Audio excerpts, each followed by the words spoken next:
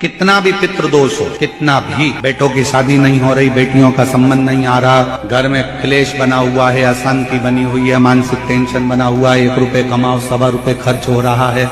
कोई समझ में नहीं आ रहा, कोई रास्ता नहीं सूझ रहा, एक चावल का आखा दाना लेकर परिंदे के पास, परिंदा जानते हो सब लोग, हंडा मटका, पानी भरने का मटका, हंडा घड़ा गगरा, जो घर के रसोई घर में जो पानी का स्थान होता है, एक चावल का दाना रसोई घर में रखकर उस चावल के दाने को साथ में लेकर और 1 लोटा जल हंडे का, मटके का, परिंदे का, घड़े का भरकर जाइए और वो परिंदे का पास का चावल का दाना और 1 लोटा जल, पहले चावल का दाना शिव जी के शिवलिंग पर समर्पित करो, फिर 1 लोटा जल, जहां जलाधारी होती है, जलाधारी इधर की है तो आप इधर खड़े हो, जलाधारी उत्तर की है तो आप यहाँ दक्षिण की ओर खड़े होकर शिव जी पर जल चढ़ाना प्रारंभ करें। यहाँ जल बह रहा है शिवलिंग का तो आप इधर खड़े होकर जब जल चढ़ाओगे, चावल का दाना रखकर,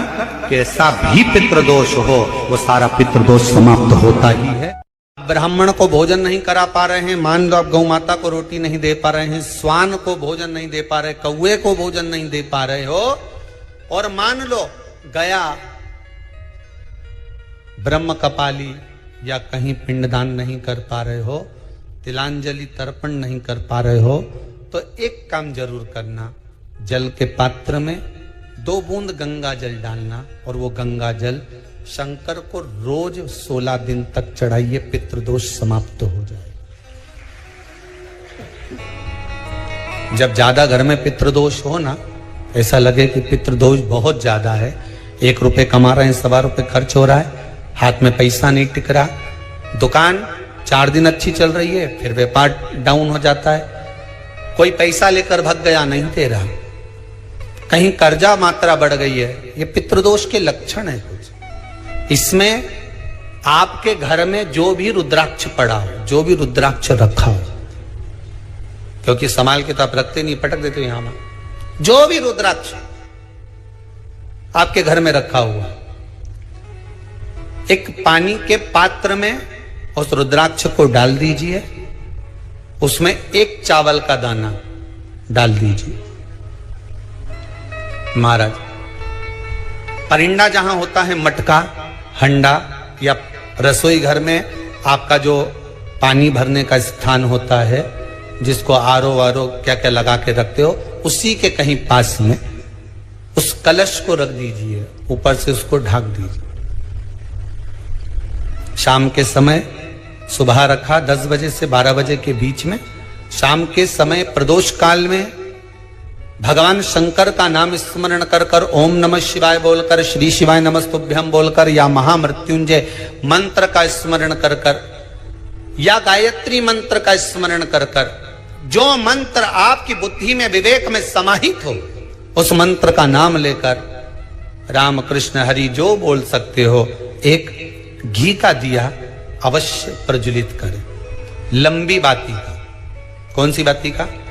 फूल बत्ती का नहीं, गोल बत्ती का नहीं, लंबी बाती का। बत्ती का मुख दक्षिण की ओर, कहां पर होना चाहिए? दक्षिण की ओर, ना पूरब, ना पश्चिम, ना उत्तर, बत्ती का मुख कहां हो? दक्षिण की ओर। जैसे श्राद्ध पक्ष में ब्राह्मण को जब भोजन कराते हैं तो ब्राह्मण का मुख श्राद्ध पक्ष के भोजन कराते समय अगर पूरब, पश्चिम और उत्तर का होता है तो श्राद्ध के भोजन का फल नहीं मिलता, उसका मुख दक्षिण का होता है तो हमारे घर के जितने भी पितर उस तिथि में गए होते हैं सबको उसका भाग मिल जाता है और पितृदोष समाप्त हो जाता है। इसलिए ब्राह्मण का मुख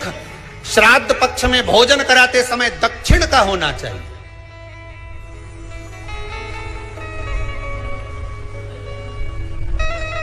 ब्राह्मण का मुख दक्षिण का हो।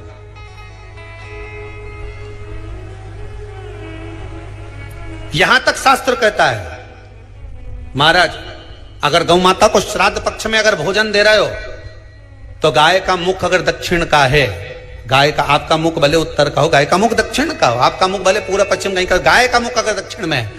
अगर आपने दक्षिण में गाय को खड़ी कर रखा है और दक्षिण में उसका मुख और आप भोजन दे रहे हो, तो शास्त्र कहता है कि किसी पिंड की जरूरत नहीं पड़ती, गाय स्वतः कल्याण कर देती है, गौ माता स्वतः कल्याण कर देती। दक्षिण मुखी हो तो दिए की जो बाती का मुख कहां होना चाहिए? दक्षिण का। और दक्षिण का मुख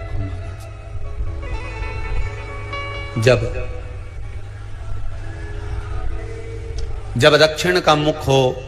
दक्षिण की ओर बाती हो महाराज, तब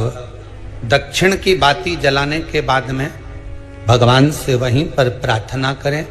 जो कलश रखा है उसके ऊपर जो प्लेट रखी है, ढाका गया है, वहां अपना सीधा हाथ रखें और अपने पूर्वजों का, अपने पितरों का स्मरण करें कि मेरे धन को लेकर कोई चले गया, मेरा व्यापार ऐसा चल रहा है, मेरा घर में बच्चों का विवाह नहीं हो रहा, या घर में इतनी अशांति है, या तकलीफ है, या कष्ट है, ये सब का स्मरण कर कर उस कलश को रात्रि भर रखे रहने दें। सुबह स्नान आदि करने के बाद फिर एक घी का दिया दक्षिण की ओर लगाकर सुबह 10 बजे से 12 बजे के बीच में उस जल को शिव जी को समर्पित कर कर आ जाएं और वो रुद्राक्ष लेकर वापिस सजाएं। महाराज वापिस सजाइए, उस रुद्राक्ष को अपने घर में रख दीजिए। वर्ष भर वो रुद्राक्ष आपको कभी बीमारी से नहीं घिरने देगा, कभी किसी जगह खड्डे में नहीं जाने देगा, वो उन्नति की ओर ही बढ़ाएगा। भले कोई भी रुद्राक्ष हो, 1 मुखी से लेकर 14 मुखी, 20 मुखी, 18 मुखी, जो रुद्राक्ष आपके पास में, आप तो उसका स्मरण करिए, आप उसका स्मरण करें। आपको लगता है कहीं कहीं कि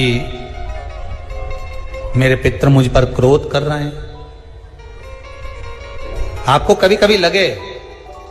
कि मेरे ऊपर पितरों का पितृ दोष लगा हुआ है, या पितरों का श्राप लगा हुआ है, या हमारे यहाँ पर लोग अधोगति में ज्यादा मर जाते हैं, हमारे यहाँ ये काम ज्यादा हो जाता है, तो निवेदन है, श्राद्ध पक्ष चल रहा है, प्रयास करिएगा। एक चावल की कटोरी में, कटोरी के अंदर थोड़ा सा चावल रख लीजिए कच्चा, उस चावल की कटोरी में एक बेलपत्र, थोड़ी सी दुर्वा बांधकर पानी का मटका, परिंडा या जहां अपना रसोई घर में जल रखते हो, उस कटोरी को वहां पर 2 दिन 3 दिन तक रख दो। वैसे तो 16 दिन रखो ज्यादा अच्छा था, पर जो दिन अपने को मालूम है 2-3 दिन उसको रख दीजिए। घी का दिया लगाइए। 3 दिन के बाद में उस दुर्वा को, उस बेलपत्र को शिव बाबा को समर्पित कर दो। चावल पूरे घर में घुमाने के बाद चिड़िया को या नदी में या किसी जीव को प्रदान कर दो। महाराज पितृदोष